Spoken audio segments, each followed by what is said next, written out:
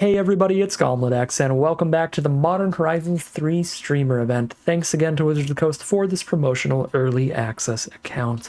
Without further ado, let's get into the Pack 1 Pick 1, and I highly doubt this is the right Pack 1 Pick 1, but Emrakul is a very powerful, very strong, very fun spell. We're just going to need a lot of ramp to try to hard cast this thing for 12 mana, but if it resolves, we probably just win, right? Protection from spells and permanents that were cast this turn, so it's almost impossible for your opponent to deal with Emrakul, and if you cast her, you're going to steal your opponent's entire board, just all their creatures, and just definitely kill them. So we have a goal here, and the goal is to make it to 12 mana. If we can do that with an Emrakul in hand, we probably win the game, but that is a difficult goal to reach. So we can reanimate Emrakul, and that would also probably win us the game, right? We wouldn't steal our opponent's board, but we would still have a 12/12 flying, protection from spells, protection from permanents that were cast this turn. So if we find some reanimator spells like Victimize and stuff, that could still work. I guess none of this is technically reanimation, but we have decent ramp with Nightshade Dryad and Warped Tusker. The Tusker gives us an Eldrazi spawn to sack later, while being another Eldrazi to ramp into. The Dryad is just a mana dork to ramp up with. Probably take the Tusker first, so that we have more things to ramp into than just Emrakul, so if we don't draw the Emrakul, we're still doing stuff. But I like the Dryad a lot, too. Pick 3. I don't think there's a lot of elves in the set to try to get more than 1 mana out of Priest of Titania consistently at all, but that could be really nice if there were. Now there's Nightshade Dryad versus Warped Tusker again.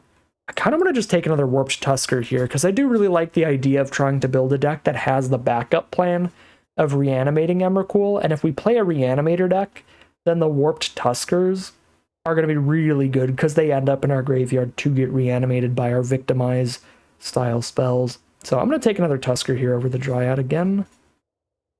Well, I guess the question is how many reanimation spells are in this format, really, and I'm not sure. The only one that I've seen is Victimize, which is an uncommon, so maybe there isn't enough to just go head first right into the archetype here. I guess I'll go Dryad over Tusker just in case. Because if we don't find anything to reanimate cards, then it's going to be rough to just have a bunch of Tuskers and no cheap mana ramp. Pick 4. Nothing in green. Gotta tune the narrative to draw a card. Battle Wagon looks fine for a long game. This Glyph Elemental is an incredible aggressive card.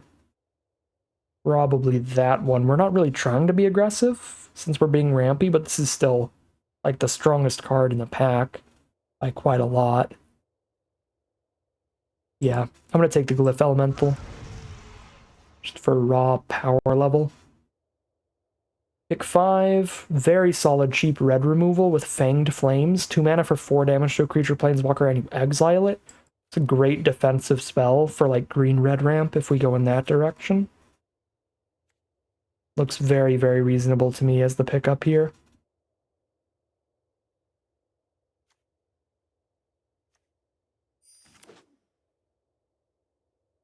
And red is another color that has a lot of the Eldrazi spawn tokens we can sacrifice for mana.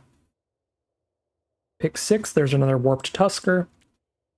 Looks fine, we could take one of these landscapes as well, but neither of them are overlapping the green and the red. Dog Umbra's pretty good, just an instant speed pacifism. Flash this out, stop your opponent's best creature from attacking or blocking. You don't shut off its abilities, which is pretty important in this format, but it is still a really efficient way to stop the attacks. So that could be the pick 2. But I'm going to go for another Tusker here. I feel like green-red is going to be a better setup for casting Gigantic Eldrazi than green-white is going to be. There's a green-red fetch land here with Twisted Landscape. Or we could take like Razorgrass Ambush for cheap white removal, which would be fine. But I'm going to grab the landscape, Because the landscapes also give us colorless sources, which can matter for some Eldrazi spells. Like, you know, this one has a kicker for colorless. Make it hit the board as a big trample haster instead of just a 3/1.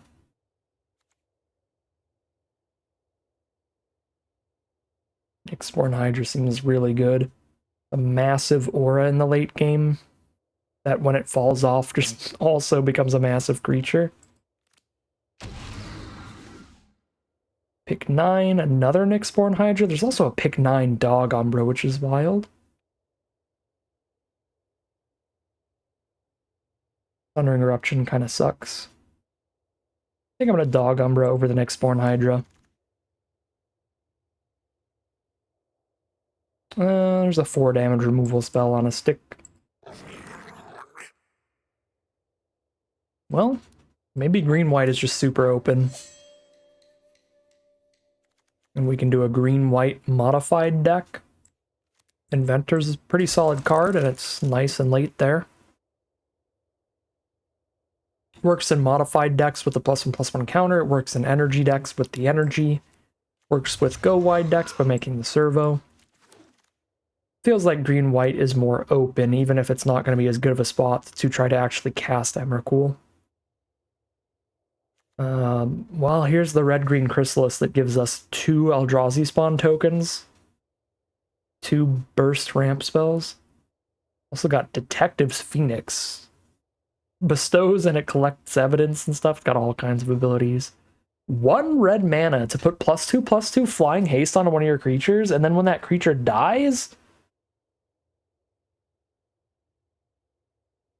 you get this on board? I guess you have to... Okay, you have to collect evidence 6 to bestow it. Okay, that makes sense. So you bestow it from the grave later by exiling a bunch of cards too. Alright, that's much less insane than I thought it was. Oh wow, this Titan's Vanguard's pretty insane for green-red Eldrazi too. I feel like these green-red Eldrazi cards are just so insane we take one of them. I like the ramp one a little better for casting Emrakul, but this one, if we just go green-red bunch of Eldrazi, is going to be stronger in a vacuum. Putting a counter on almost your whole board is wild. Now we take the Brood Scale. Nice aggressive Eldrazi creature that also gives us some spawn. Getting good Eldrazi from this direction. Tapping for double blue is kind of big. If we splash in some blue, go green, blue, red.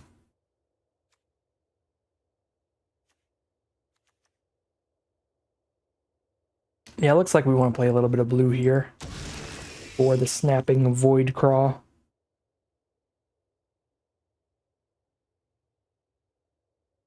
Double colorless ramp, just feeling super huge. Galvanic Discharge, that's really efficient removal.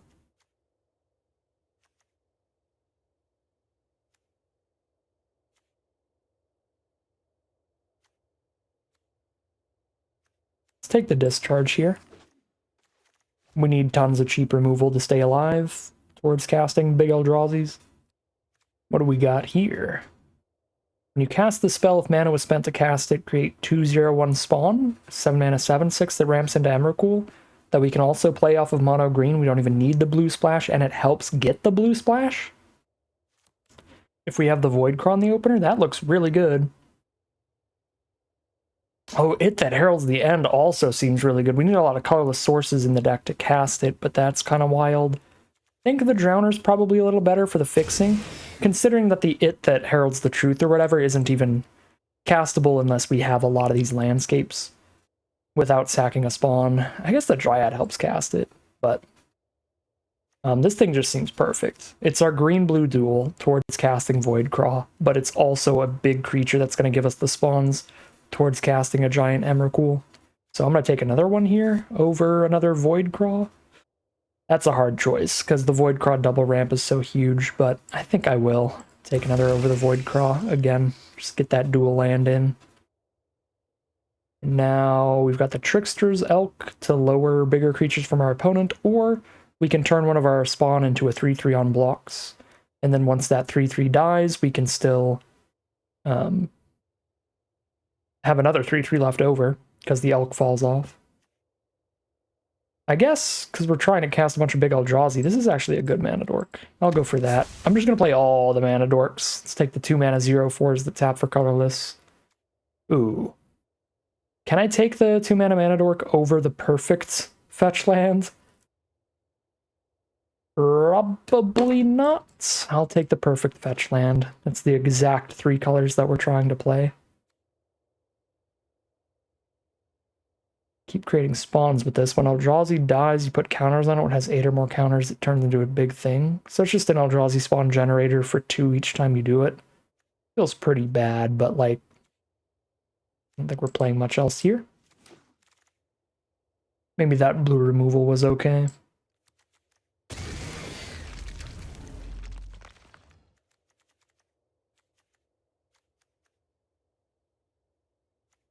Bunch of good blue energy cards, but we're not really doing that.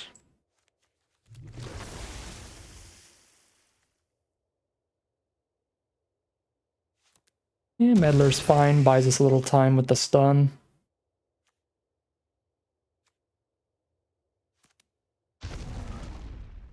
Alright, pack 3.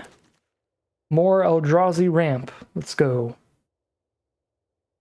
3 mana, 7/5 with a vanishing 2. So it enters with 2 time counters on it, and at the beginning of your upkeep, you remove 1. And if it's out of counters, it dies. But if you can keep casting 2 spells in 1 turn, or if your opponent keeps casting 2 spells in 1 turn, you can keep it around. That's pretty cute. But another mana dork seems incredible, this Nightshade Dryad, and the Annoyed Altasar is also another great creature to ramp into because of the Cascade to double spell. But I think we're doing pretty great on the big stuff to ramp into. We've got Tusker, Emrakul, Double Drowner. So let's take another mana dork. What is this? A Fabricator that can populate or proliferate? That's a fun commander. That's very cool.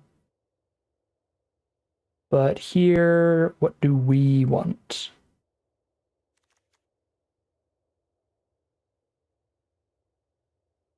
Breaker of Creation is certainly a finisher. That would be fine. We could also take this Ember Mage. 6 mana, 4/4, shoot something for 4 when it hits the board. Solid removal. Just gonna go for the big Eldrazi doofus.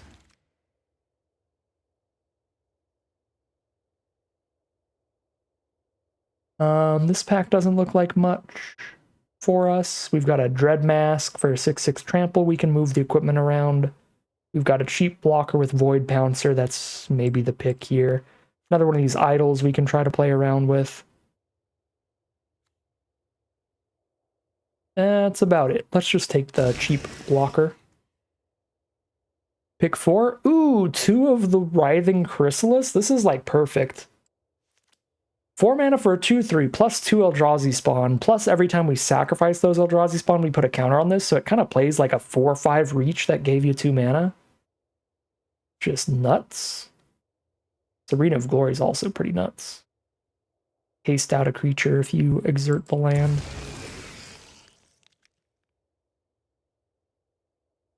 Chrysalis into Vanguard could be a disgusting curve. Put a +1/+1 counter on the board after we make some more spawns there. Another green-blue fixer looks solid, but another Tusker also looks solid, being both the cycling ramp card and the big creature to ramp into is just sick for this deck. Blue-red fixer's fine. I think that is the pick. Yep. Pick 7 looks like nothing. And it is nothing. Pick 8. Depth Defiler. If we kick this, this is a great defensive card. A 3/5 that bounces an opposing threat. Actually, we don't even have to kick it to bounce something. We just have to kick it to do both of the abilities. Yeah, sure. Double blue is like a little hard, but worth it for that. Here's another blue-red fixer to help get there. Now here's another 4 damage burn. Removal. I think this is a much better 4 damage burner than the Simulacrum. I don't love the Hydra in here in the end. I guess I got to put some stuff back in because I have 4 lands. This is 22 non-lands right now. And we have 2 spell lands.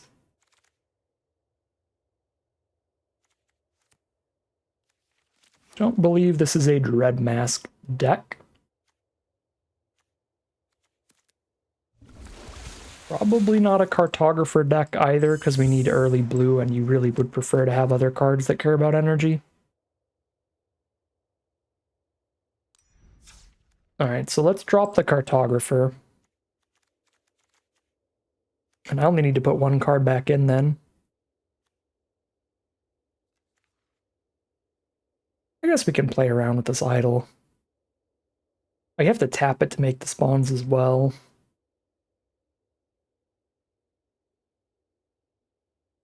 Plus it's really slow, but one of the best ways to maybe have some extra mana just sitting around for later. I'll try it here. If it sucks, it sucks. And we got to play with the sucky card during the early access. On Wizard's dime.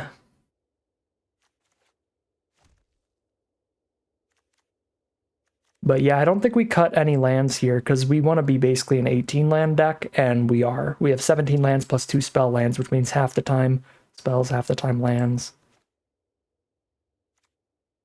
So kind of like an 18-land build here. We've got the Cyclers on 3 mana there. We've got these being lands.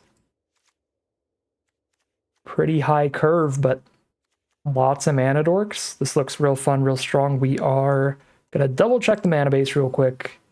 886 on the split. We are on 4, 5, 6, 7, 8 ways to get red. We've got 6, 7, 8 ways to get green. So we're on 886. Are we on 886 with the lands too? 1, 2, 3, 4, 5, 6 ways to get blue. Yeah, we're literally on 886 spells and 886 lands. Sure, good enough for me. I suppose we have 1 double red card at 6 mana. So I don't need double red that bad. But I also don't need double blue that bad. I have 1 double blue card at 5 mana. I could cut 1 blue or red to get another green into the deck, because the green does give us both of the Dryads, which can mana fix for the red or the blue. So I do think the green is definitely considerably more important. So I'm going to drop a blue for another green here, because red gives us the cheap removal spells, which are really important to have early. So we'll throw another green source in, but then we will call it a deck here. All right, here's a look at the final deck list for today, and we are on a Temur Eldrazi ramp deck. This one looks really, really fun and really explosive. So we've got tons of colorless creatures, because we just have a bunch of devoid Eldrazi in the deck in general. And a lot of these can spit out some Eldrazi spawn token to put even more colorless creatures on board. So some games will just curve out with a bunch of those and maybe hit our Titan's Vanguard that just buffs the whole board and can be a huge blowout, just so much stats for that mana cost. But generally, most games, what we're going to be trying to do is use all of these Eldrazi spawn tokens to ramp into some gigantic Eldrazi threats. We have Emrakul as the best card in the deck. It's going to be almost impossible to lose if we can ever cast Emrakul. The issue is we have to make it to 12 mana to do that, so it is quite a hurdle to jump through. But we've got lots of great Eldrazi spawns to help get there, as well as just general mana dorks. And outside of the Emrakul, we have some other cards to ramp into, so that if we don't draw, we've still got stuff to do. Like these big Drowner of Truths are pretty large. Breaker of Creation is massive. It's got the Annihilator ability as well. And all these Warped Tuskers are nice and flexible. We cycle them for the spawns in the early game, but if we top deck them late, then they're a pretty big card to slam down. So looks like a really sweet, really fun archetype, and I'm excited to see how it does as we head into the gameplay. All right, here we are for game 1 against Gabriel Nassif, one of the most prolific professional players in the game. I believe Gabe Nassif is in the Hall of Fame as well. So, scary competition, as always in these streamer events. But I like the hand. We get started with our green source thanks to the Drowner of Truth. That's going to give us access to the turn 2 Nightshade Dryad here, which then starts ramping up into big stuff.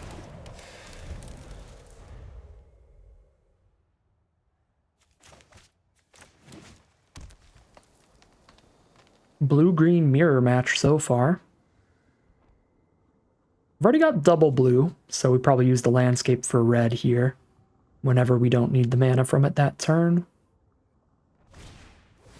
Sage of the Unknowable, so it is the full-on mirror match then.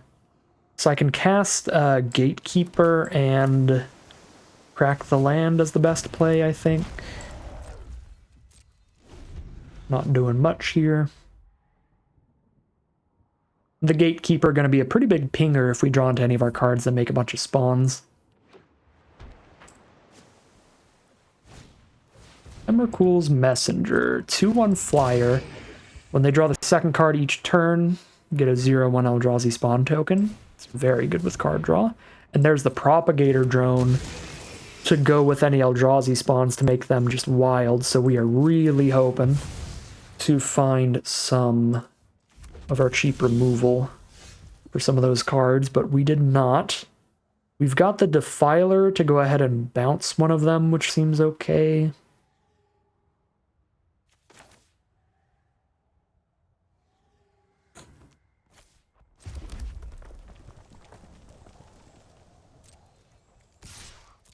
One thing I really don't like here is that we've got these extra lands, so like a draw 2 discard 1 does feel like a big deal right now. So I kind of want to draw 2 discard 1 off of the Defiler.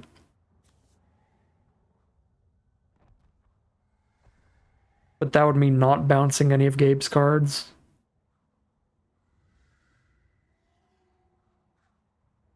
I mean, these things pop off a turn sooner. I guess it's bad for us if they pop off either way. Let's do some digging and try to find our Emrakul or something, because we are very high on mana here. Land. Well, it's still pretty good to get those out of the way, if nothing else.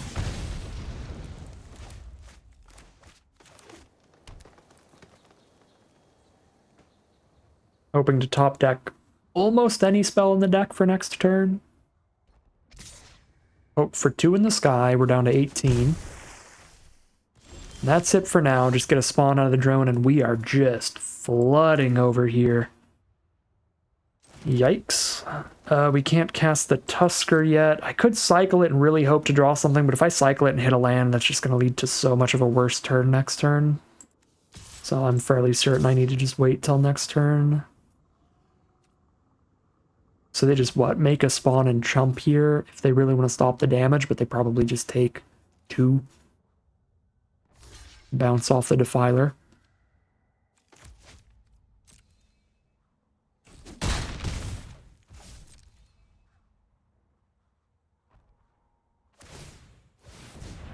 And there's the Eldrazi spawn, which can also just evolve thanks to the Propagator Drone. Every time they play a bigger creature, they get a +1/+1 counter onto it.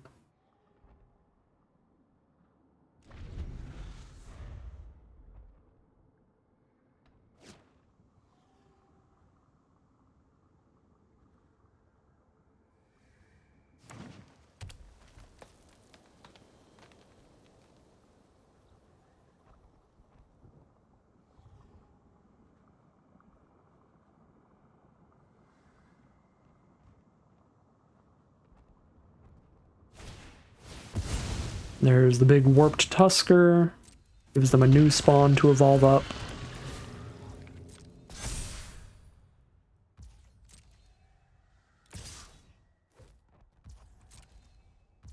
You can get another 2 in the sky down to 16. So we're at 16, they're at 15. There's Drowner of Truth. But I think I need the Reach spell here. If I had like exactly Emrakul in hand, maybe I'd want the 2 spawns first. It'd be closer to the Emrakul, but the rest of my hand is just lands, so we just get the Reach card. Over the Ground Troop. Molten Gatekeeper's been putting in some work here. It's like 3 extra damage off of it so far.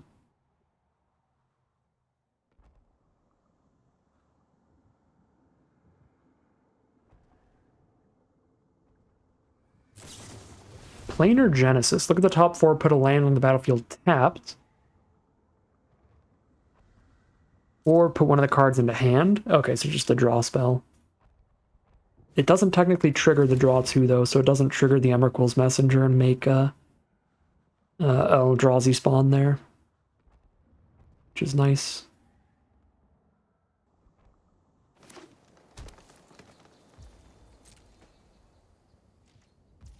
This turn, we find the Fanged Flames. So we can exile their Propagator Drone. Have to sack a spawn to do it, which is probably worth it.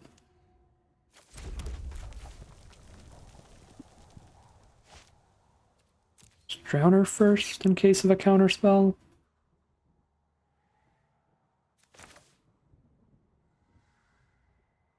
Because the counter in this format is counter unless you pay 2. So I would be able to pay for the Drowner if I do it now, but not if I order these the other way around. I think. Because it's counter for like the energy you have, and it gives you 2 energy, and Gabe has no energy currently. I think we're supposed to do this one first. And then we can play around the counter unless you pay 2. Either way, we'll have the 2 mana up for both of these spells. By doing this one. I guess I could just hold on to the Fanged Flames and try to get the Tuskers to bounce off each other and do it, but that's just never going to happen because they can just keep jumping with spawns. As long as the Propagator Drone's around, so let's just get rid of the Propagator Drone.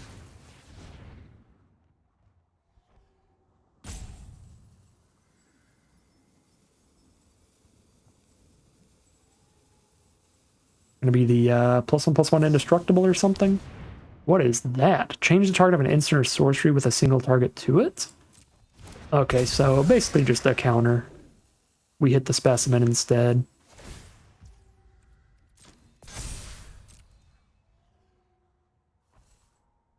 Sure.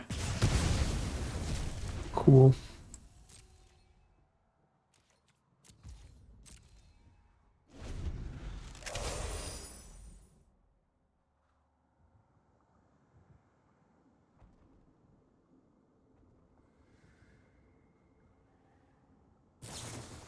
Planar Genesis again, do some digging.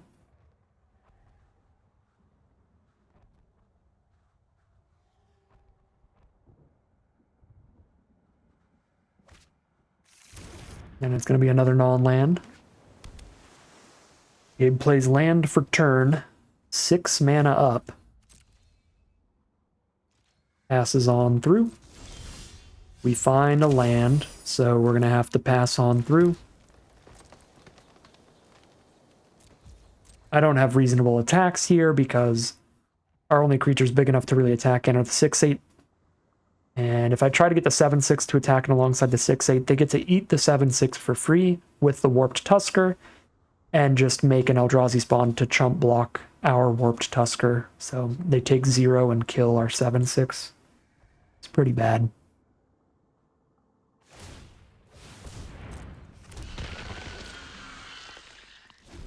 Probably just going to be staring at each other until somebody draws an incredibly threatening Eldrazi like an Emrakul or an Ulamog, and whoever draws the incredibly threatening Eldrazi first wins the game.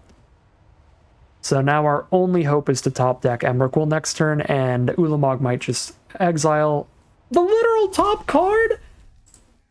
It was the literal top card. We were 1 draw away.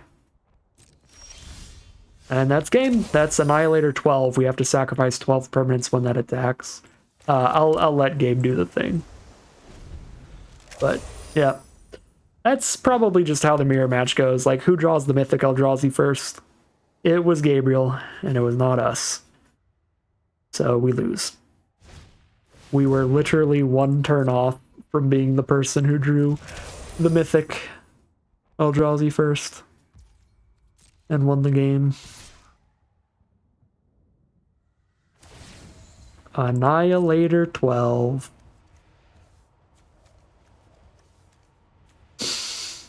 Oh my god. Woo!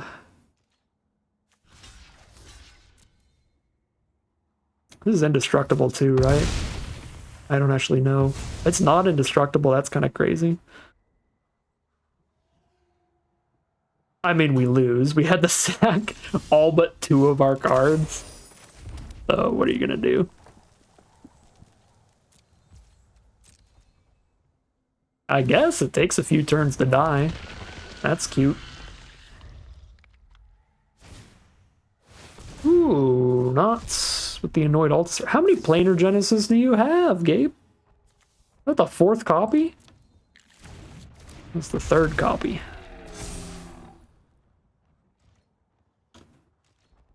Oh, why do you have to do it slow, Gabe? Just kill me, please. I don't want to, like, preemptively concede you, but... just send in the 6-8. Gabe's gonna play super safe, that's fair enough. Oh! How? Alright. GG. That's crazy. I mean, you have to, statistically speaking, you had to get past at least one of those. Right, like, what are the odds you open Ulamog and Kozilek? They're both mythics, and they're very specific mythics that play really well together. Alright, I'm just gonna take it all here. 0-1. I still think that if we hit that Emrakul, if that card was 1 card higher, we still would have won, because none of the Eldrazi survive us stealing Gabe's entire board of creatures. But it is what it is. Gabe drew his mythic Eldrazi first, and that was statistically probable, considering he had 2. Alright, here we are for game 2 against Jimmy Wong of Game Nights fame. Very cool. No green source here is awkward, but double cheap removal spells means I think I'm going to keep it, because we have like 10 green sources in the deck, I think. We have our 2 green fetches, 6 forests, and 2 of the green-blue dual lands. I think there's like 10 green sources to draw into, and if Jimmy's aggressive at all, we can buy our time.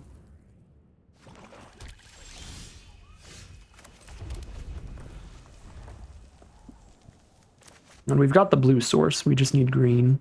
Playing the mountain in case like a really good 2-drop, we want to just insta-kill here. But I could see a tiny argument for the landscape first, because that thins an island out of the deck, so we're less likely to draw that instead of a green source. But doesn't matter, we don't draw either, and now we can just fetch off of this landscape this next turn. Jimmy is on black-white, which tends to be about modifying your creatures. They've got auras, equipment, and +1/+1 counters to spread around. It's a little 1/1 that hits us for an extra 1 damage every time it attacks. Is that worth killing? Probably not, when I could top deck a green source and play a 1/2, and even if I don't, I just play a 2/3 blocker and that holds it off. We save the removal here.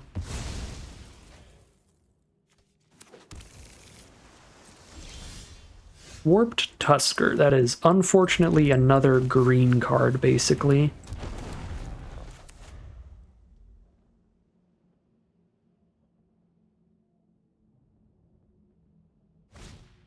Obstinate Gargoyle. Alright, Gatekeeper's holding down the fort for now. Oh boy.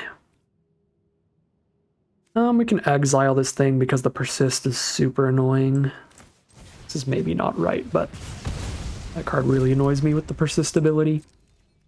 I like just dealing with it.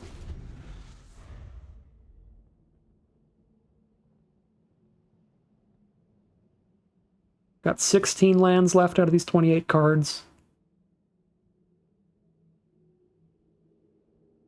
Got solid odds here. Marionette Apprentice. That could threaten a lot of damage. Anytime any of their creatures die, or artifacts, we're losing a life. We might kill that with the discharge. I think I am going to do that.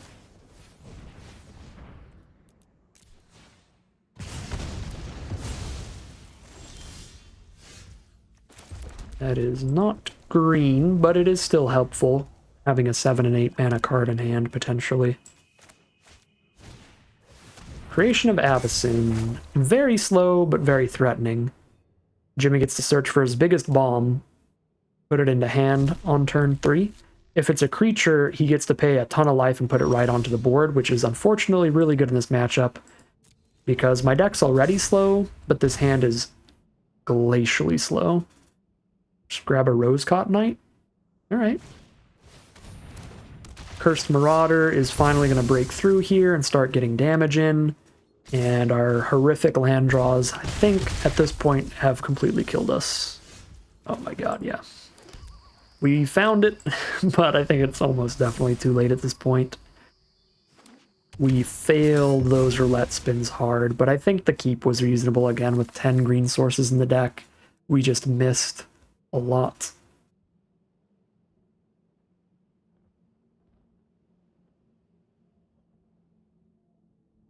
Oh, the Rosecott Knight drew into removal. Exile a creature with power 3 or greater. Gross. That is not a land.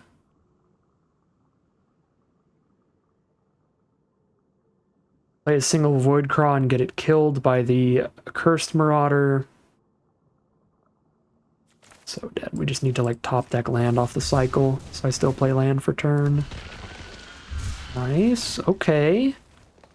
Okay. 1, 2, 3, 4, 5, 6, 7, 8 off of this next Tusker mana is something. Feels better to cycle another Tusker than it does to play a non-token creature when we know they have a Cursed Marauder in hand. I mean, I'm going to try my best here, but as I said a couple turns ago, I don't think we can survive. Down to 6 now. It's the Gargantua.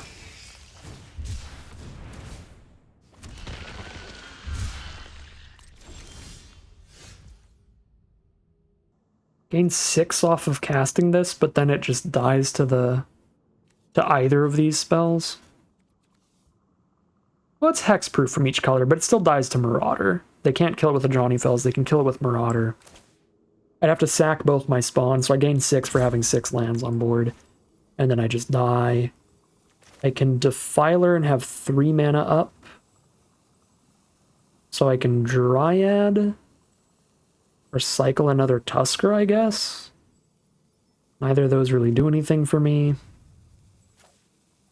I guess if I Dryad, I don't have to sack the Defiler, but then I just die to a Johnny Fells.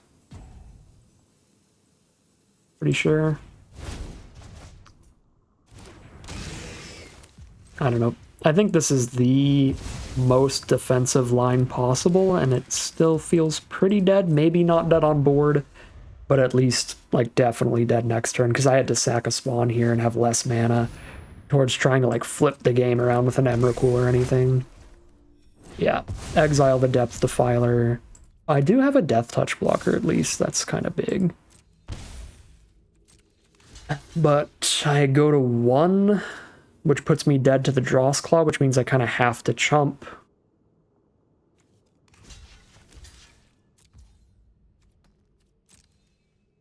Which then leaves me with no shot at even casting the Breaker. Cast this and have 2 blockers up, but then I die to the Accursed Marauder because I have to sack the big Eldrazi. Yeah, Cursed Marauder's just really good against our deck. Alright. This felt really close to winnable. Like, really close to being able to stabilize, and we missed, like, a ton of lands early, so still feel good about the deck. Those were just some bad draws in the start there. Maybe it was worth trying to mulligan, be down a card for a less risky hand, but I didn't think the hand was statistically that bad. We just hit the bad draws for it. Alright, we are mega dead in a million ways. I'm just going to slam through the turn and let Jimmy get his kill. 0-2 to start this off for a really disappointing run of luck there. We were in the mirror match where we needed to draw our Eldrazi first and didn't, and then we just had some terrible land draws for game 2. Hopefully the variance works a little better in our favor for these future games, so we can at least play this deck a little bit more. So I've got my fingers crossed, and we'll see what happens as we head into game 3. Alright, here we are on the play for game 3. We have 2 lands and a mana dork in the opener, which is a little light on mana for this deck, but I think it is a keep regardless. I even have the Brood Scale to get a Eldrazi spawn out of later.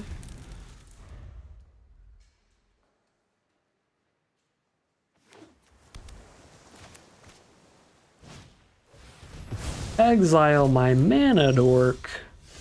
That's tremendously rude. Oh, just drop both these creatures here. Poke for 1.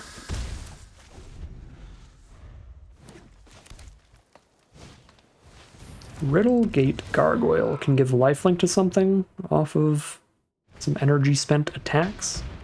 Plus the cheap removal for our spawn producer. Not like this arena. This has been a rough time. I feel like I'm just going to trade Simulacrum into the Gargoyle, but I can wait. Maybe I won't need to, and then we can crack the landscape instead. Get our first blue source. I actually kind of need the blue pretty bad. So that I can cast Meddler next turn. But they're going to spend the energy and get the lifelink here. Feels almost definitely worth killing it, but this is a big reach blocker. That also stuns it. Now, I need to guarantee I'm casting a spell next turn, I think.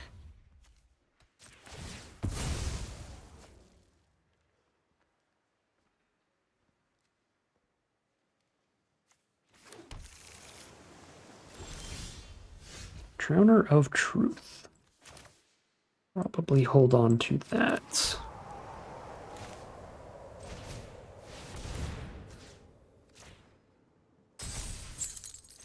I don't feel like the 1 damage is going to be super important here, so I'm just going to play around like some kind of flash creature I might not know of.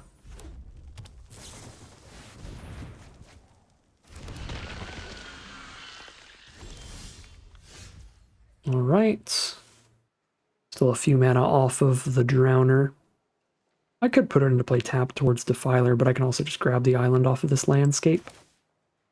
Kicks for 3, and it's a 5/3 trample haste. Nah, we just go big. Just kick this. Now we're the aggro, and they're tapped out of flash creatures, so we go boom. Actually might be aggressive enough that I do play this tapped, so I know I can Defiler kicked next turn. Bouncing their best blocker, drawing 2, discarding a card. Because otherwise I won't even have the double blue up for Defiler unless I top deck an island.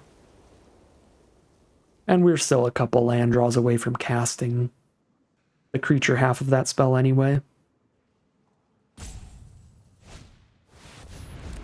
Alright, Defiler's gonna be nuts here because it can target tokens, I'm pretty sure. Yep. Cast with Kicker. Bounce the Germ. Draw 2, discard 1.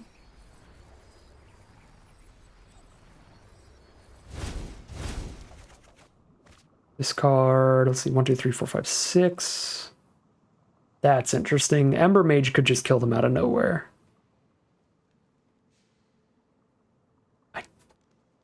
I need another red source to cast it, though, anyway. So I'd have to crack one of the landscapes, which means I'm not playing it for another couple turns. Yeah. It's awkward. Oh, I didn't play land for turn yet. I'm dumb. Should have discarded the Tusker. I didn't realize I still had my land drop to play because this could have been the red source for that. Locked in. Okay, they're going to try to do a big lifelink swing next turn, probably. Yeah, now I'm just gonna end up casting a Tusker instead of a Ember Mage, which is so much worse.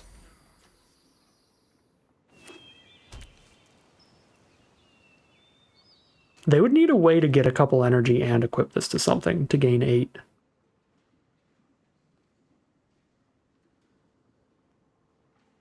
I mean, even if they do that, we just attack with everybody and kill them on the next swing, right? They need something crazier, like a board wipe or something, or really good blocks.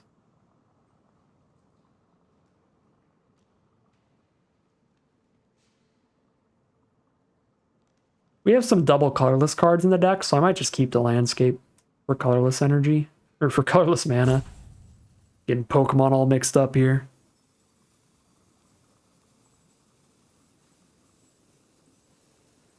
Since I did just discard like my only double red card.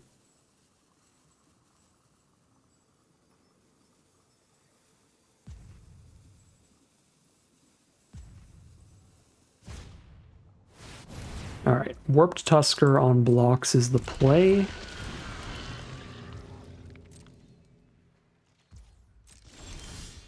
Yeah, I just 100% would have killed him if I just kept the Ember Mage, which is frustrating. Hunted this one out of here. Attacks are still reasonable though, right? Kill that for free. Chomp chomp. Trade.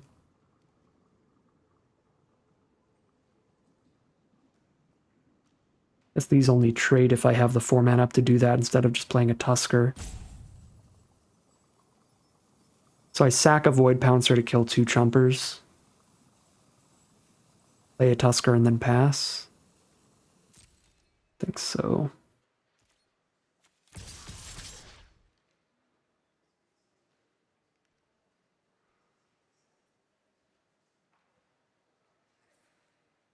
I guess I could Simulacrum kill the... or deal 4 to the Tusker and trample over a little. But not enough. But I would kill the Tusker that way.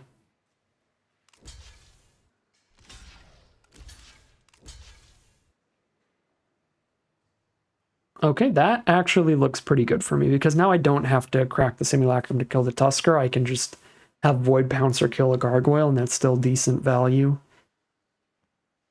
And cast a Warped Tusker. Okay, if they do this, then I probably have to Simulacrum the Tusker, put them to 1. I guess 1 and 2 are almost the same thing on this board. But then they don't have the Tusker also, which is a big deal. Because then that doesn't just eat these up. Alright.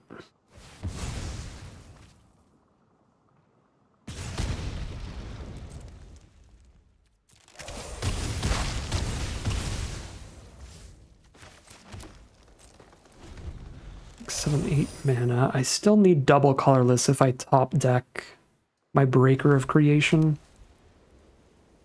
I don't know that I sack these landscapes.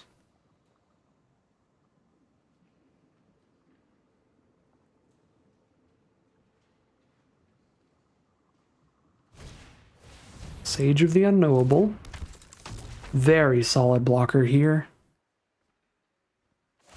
Dread Mask up the Gargoyle to make that a solid blocker. See if I'm big enough to block the Tusker well. Maybe I even just cycle this away at this point.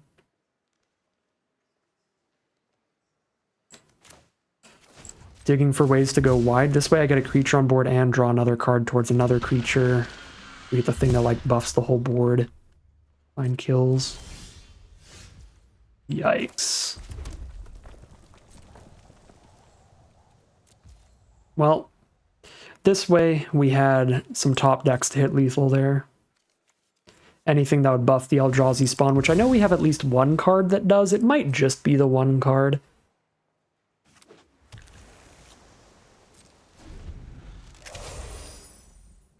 I'm going to end up cracking these landscapes and then immediately top decking the double colorless spell.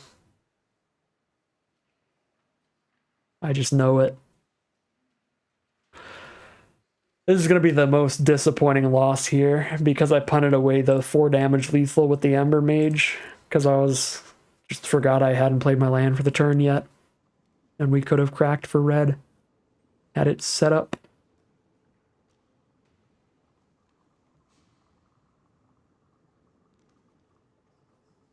They hit anything that gives them energy. It is so bad for us. That enables massive lifelink swings. They just get a massive lifelink swing and they move the Dread Mask over. Void Crawl, alright. Doesn't do too much here. Oh, it does. They do have the colorless off of the Sage, so it can be the card draw engine. Oh my god. And then the Nyxborn Hydra for the super wide board of blockers. They're hitting all spells, all gas. While we are flooding. Come on, top deck. That's pretty good. 5, 6, 7, 8, 9, 10. I'm 1 mana off? Oh no. Am I gonna die the turn before I can cast it?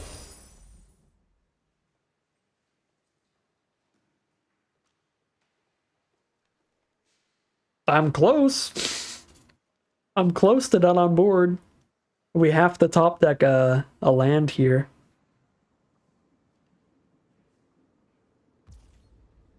That would be a fitting end to this draft.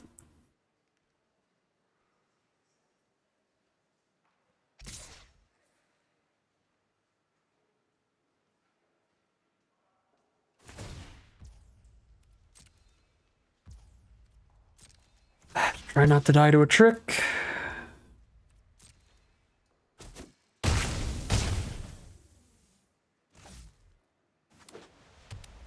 Basic land off the top, baby! Most of our non-basics do it as well. There's only one land in the deck that wouldn't work, and that's Drowner of Truth.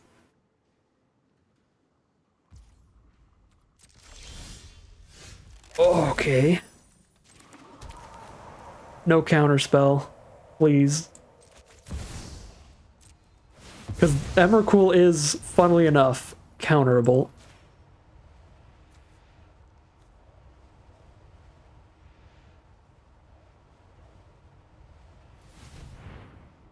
Draw the card off the Void Craw. Yep.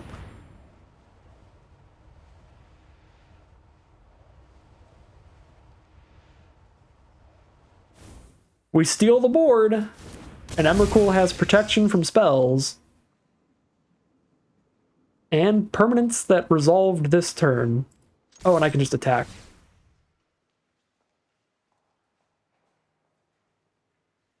They need an instant response, and they don't have one. Oh my god. We almost punted right out of that game. I guess with how much damage they chose to take there, even if we didn't have a land drop left over for the turn, it probably would have been better to just hold on to Ember Mage.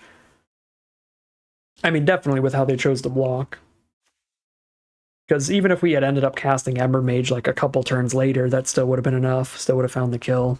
So that was the big punt of the draft so far. Luckily, it did not end up mattering because we hit the Emrakul, stole the whole board, and slammed for lethal. And we got at least one victory, and we got to cast our Emrakul at least one time. We take those. We'll see if we can start turning things around as we head into Game 4. All right, here we are for Game 4. We certainly need to hit a lot of mana, but the Idol can sit here and keep making Eldrazi spawn to cash in for Emrakul later. If I spend every turn of the game just making an Eldrazi spawn, as long as I'm still alive by the time I have 12 mana worth, then that is a route to victory.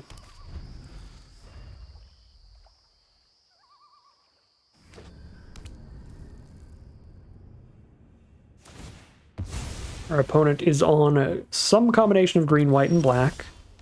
They grab a forest immediately. I'm going to start with our Idol of the False Gods and just start making spawn tokens. I do have a really good double red card in my hand, so it's going to be hard to not crack this landscape at some point for a red source. But I don't think I'm going to crack it yet when I can sit here and make spawns for now. And if I crack it, I don't have any way to make the spawn tokens because I need colorless mana to do it. Eldrazi Repurposer. Okay.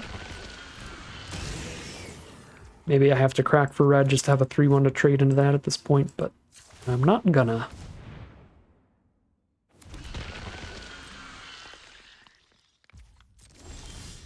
There we go. Now I can crack one of these and still have the spawn producer. So we crack the perilous one for red because this can grab whatever color we need. So that's a better one to have hanging around for later. I'm on 6 mana at this point. Once I create another spawn, 6 out of 12. Next turn, 7, 8 out of 12. We're on our way. We're not on our way fast enough to not play anything else, but maybe a single red source will give us enough blockers to buy the time we need. Nightblade, when their tokens leave the battlefield, they drain us for a life. That's pretty good with Eldrazi spawn. Fancy. Take 3 damage here.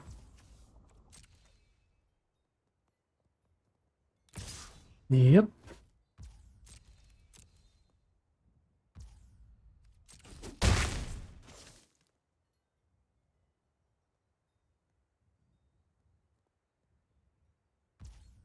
Okay. This grabs red. This gives me another spawn.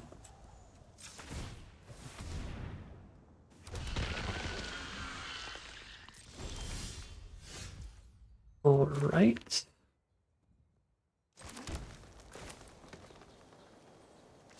The re-1 actually threatening to trade into Repurposer does make it a bit of a better blocker, but I could kick it.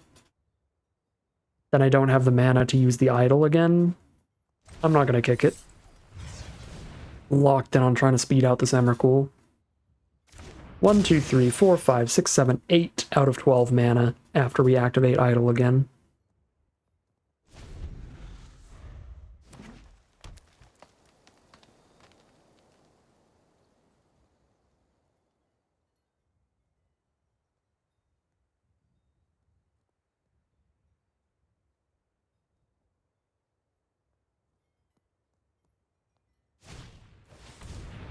Distinguished Conjurer can keep flickering their stuff. They can keep getting more Eldrazi spawn. No, just when they cast it. So that doesn't work with Repurposer. But it could be really threatening with a better creature later. Signature Slam. Alright, goodbye Void Pouncer then. And they hit for 4 instead.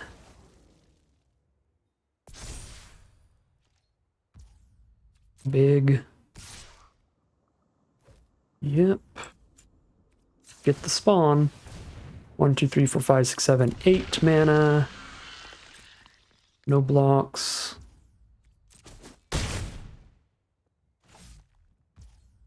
$13 life. There's 8, there's 9 mana. 10 mana after we activate the idol, and then an 11th when I play land for turn next turn. It's going to take us 2 turns to cast Emrakul. Gonna be close.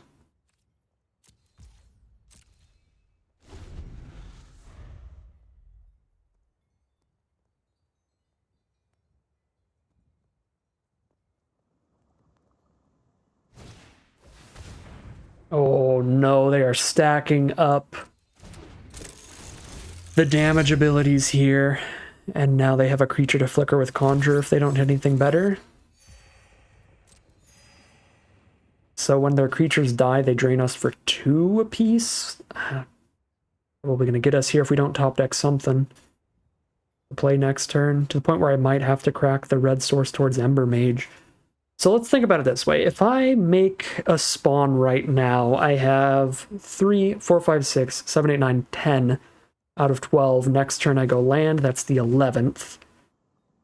So 2 turns from now I'll cast Emrakul. If I instead crack this for red, I'll have 6, 7, 8, 9.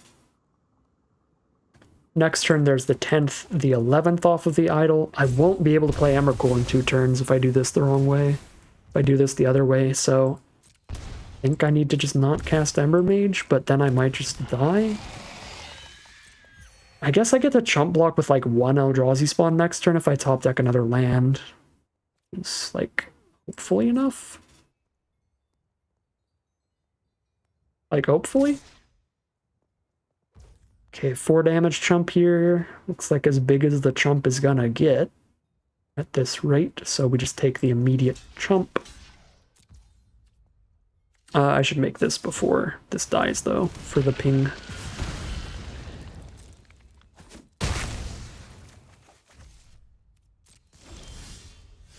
Okay, did not hit a land here. So what does it mean that we didn't hit a land?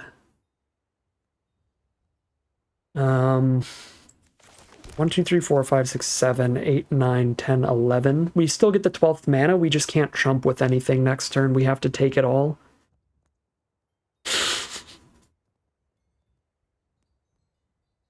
I don't know about this one. I don't know if this is going to work out, but we'll see. Stop the max amount of damage by exiling that. Means it does not even die and trigger all their death stuff. Then we take 1, 2, 3, 4, 5, 6. If they attack with everybody, then we just steal the board. And hope we're good. Ooh. Ooh, just make it less than 11, please.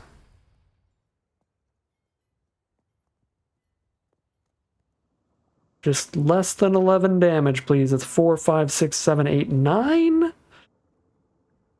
Yikes. Okay.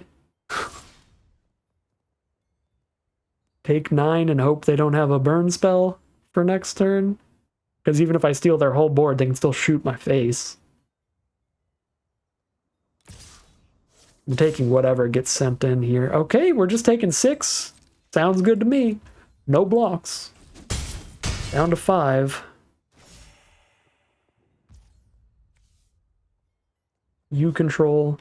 You control. Okay, thank goodness those both only trigger on stuff they control, or it wouldn't matter at all. I would just die when I sack these things. Go, Emrakul, go! Why does it have to sack them all individually? That's so funny. Woo!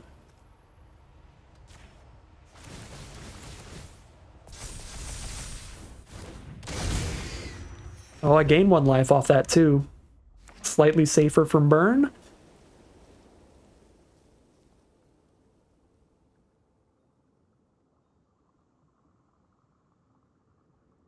There's almost nothing you can do about Emrakul in this format, I'm pretty sure.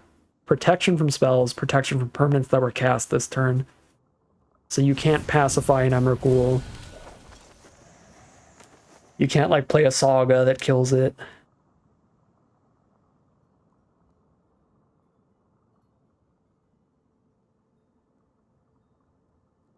We gain 4 life off attacking with Crick here. And we're just going to send in the board, right? Can actually get this to turn into a creature as well. And it won't be summoning sick either.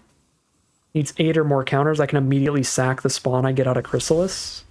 Oh, and there's a Titan's Vanguard too? Oh, I don't have the double red to also play the Vanguard. Shoot.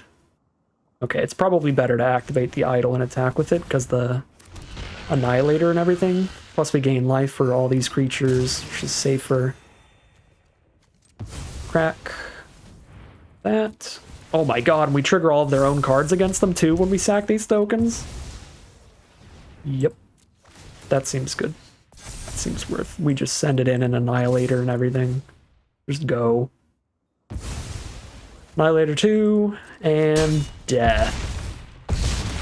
The Idol of the False Gods into Emrakul. Victory. Absolutely disgusting. We were really lucky our opponent was on a bit of a slower start there, and they played it a little safe.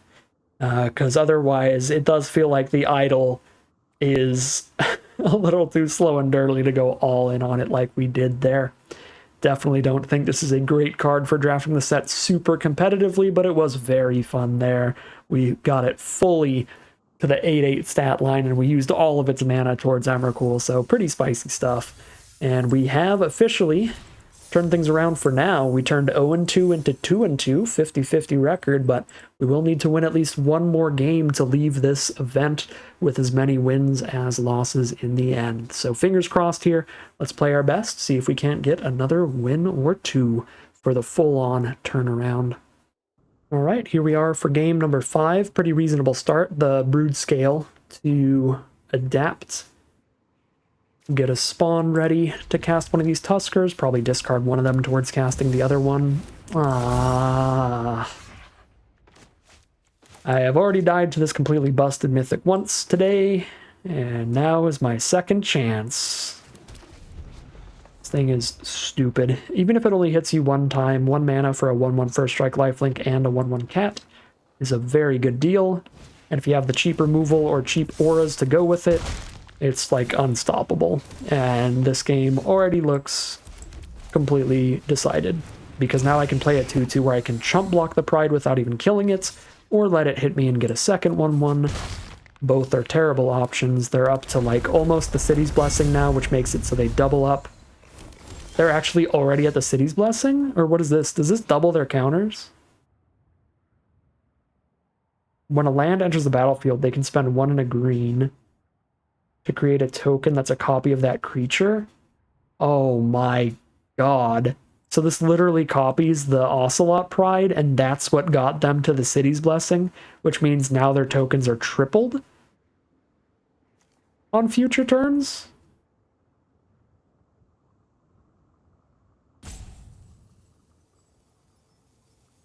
Well, at least our opponent's having a lot of fun. That's completely ridiculous. And the only way to survive it is to have super efficient removal in the opening hand. We didn't. 1 card would completely change this game. Actually, there's a few cards in our deck that would have done it, but it would have had to have been the 1 red mana burn spell or the 2 red mana exile burn spell. But we had neither, and so just get completely steamrolled by nonsense token combo. 2-3 is going to be the final record. Some rough variance on our 3 losses today.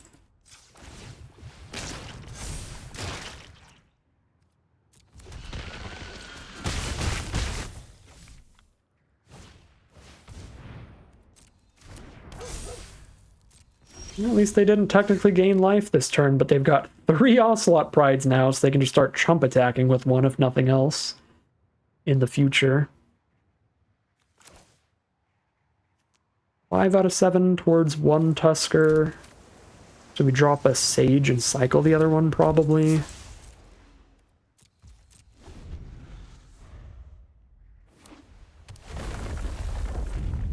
Here comes the 4th.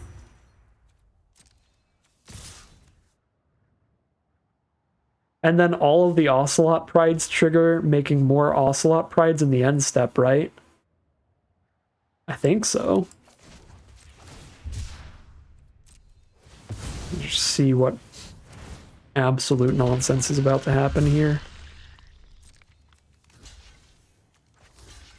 We'll kill one of them to slightly reduce the amount of Ocelot Prides they get. But let's see. All right. Oh!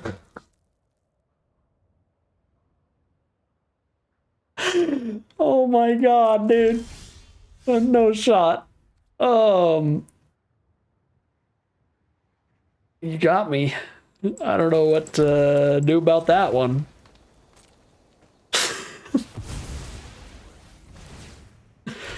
This format is ridiculous. Oh, baby. I think we're dead on board. I don't know if any of you have done the math here, but I'm pretty sure that's daubers. This buffs the whole board too, doesn't it? All the modified creatures, okay. That's not so bad. Let me just take it all and see what it is, because it's lethal no matter what. Oh no, we died in first strike damage because they had 10 first strikes. So we don't even get to see. Well, I mean, that was straight up unwinnable for any deck that did not have removal within the first 2 turns, ideally. 3 turns, you could try really hard to fight for the rest of the game if you had removal turn 3. But if you had it turn 4 onward, the game's over. And we didn't hit any of the removal, didn't hit the discharge, didn't hit the Fanged Flames, so they just absolutely comboed out with that token production. That was absolutely wild. That was hilarious. That was probably also deserved, considering our only wins were to Emrakuling people, which is certainly not fun for our opponents, but it was still pretty fun for us. We had to jump through a lot of hoops to try to get there, especially the second time that we Emrakuled somebody. We just sat there idling the whole game, just like, please, please, spawns, get there in time. I think this type of archetype is definitely viable and a lot of fun, but probably need more cheap removal against the more aggressive decks, and maybe a little bit of a lower curve here. The Tuskers, their cycling never seemed like all that great. Like, I didn't love either half of that. The Breaker of Creation didn't seem awesome. Like, maybe you just go really low on the top end and just try to grab more, like, Void Cross style, Dryad style, cheap rampers over these kind of cards. And, of course, more cheap removal would have been nice, but it's going to be hard to fight over that in most draft pods. So, I don't know. Seems like it's probably going to be one of the slightly harder archetypes to draft to get a good deck that's going to have a great matchup against aggro as well as slower decks. But I feel like when the cards are there and when you really know what you're doing in the format, this is one of the archetypes that might be able to be super strong when you know exactly the kind of pieces you're going to want and you're going to need. But for the early access draft, the very first time you've seen a majority of these cards, the very first time you've ever played the archetype, little rocky to start it off, but fair enough. Still had a really fun time, still cast some super explosive stuff, and we end the draft at 2 and 3 for today's video. But that is going to end today's video. As always, I'd like to thank my patrons and YouTube members for their support, as well as you for watching the video. If you're interested in seeing some more, you can always like, comment, and subscribe to tell the YouTube algorithm to send you some more in your recommended feed. If you'd like to catch me live, you can check out the Twitch channel in the link in the description below. And if you'd like to support the channel directly, you can check out the Patreon link in the description below. But other than that, as always, thank you very much for watching, and I'll see you again soon for some more Magic Arena.